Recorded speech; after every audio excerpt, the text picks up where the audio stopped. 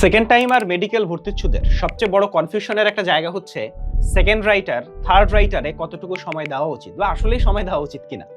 তো আমরা যদি বোটানির কথা বলি, বোটানিতে first writer Hasan sir, second writer হচ্ছে আমাদের আলিম স্যার, থার্ড রাইটার হচ্ছে আজিবুস স্যার। আবার জুলজির কথা বললে কিন্তু আবার রাইটার চেঞ্জ হচ্ছে। ফার্স্ট রাইটার আমাদের আজমল স্যার, সেকেন্ড রাইটার হচ্ছে Alim sir, second writer botany zoology দুইটাতেই কিন্তু আলিম স্যার, আর থার্ড রাইটার হচ্ছে মাজদা ম্যাডাম। আবার যদি কেমিস্ট্রিতে বলো বা ফিজিক্সে বলো, এখানে কিন্তু দুইটা রাইটার পড়লে হয়। ঘোষ স্যার আসলে লাগে না কেমিস্ট্রিতে, ফিজিক্সে অন্য কোনো স্যার লাগে না। ফলে কেমিস্ট্রিতে আসলে আমরা সাজেস্ট করি যে হাজারি স্যার আর কবির স্যার, এটা এনাফ। আবার ফিজিক্সে আমরা বলি যে ইসাক স্যার এনাফ, কিন্তু কবি তপন স্যার খুব সামান্য পড়া লাগে। এখন আসো, অর্থাৎ এক্সট্রা রাইটার পড়লে বায়োলজিতে সবচেয়ে বেশি ইনফরমেশন আসলে দেখা লাগে, বা বায়োলজি থেকে এক্সট্রা রাইটার থেকে আসলে সবচেয়ে বেশি কোশ্চেন আসে। স্টিল 30টা প্রশ্নের ভিতর তুমি 2-4টা প্রশ্নের বেশি এক্সট্রা রাইটারে পাবা না।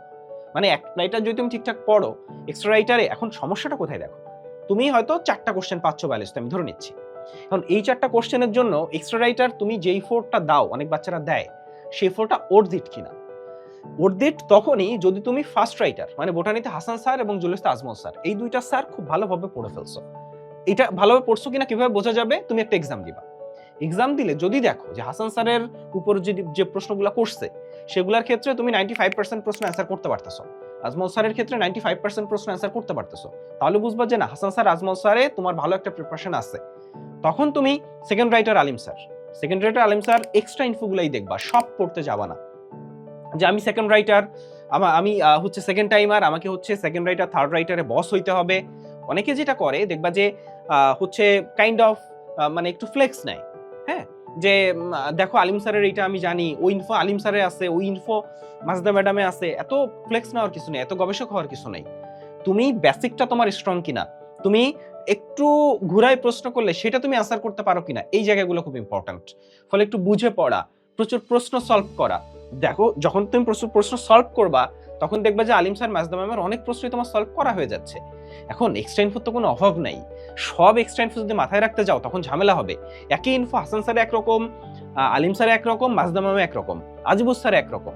তুমি এখন একই জিনিস 4টা ইনফো 4 বইয়ে, এইসব পড়ার কি দরকার আছে? একই ইনফো যদি 4 বইয়ে 4 রকম থাকে, মেইন রাইটারে যে ইনফো সেইটাই তুমি মনে রাখো। তাইলে দেখবা যে অন্য রাইটার থেকে প্রশ্ন করলেও কাছাকাছি দাগাই দিলেই তোমার অ্যান্সার হয়ে যাচ্ছে। ফলে এইগুলা নিয়ে প্যারা খাবা না।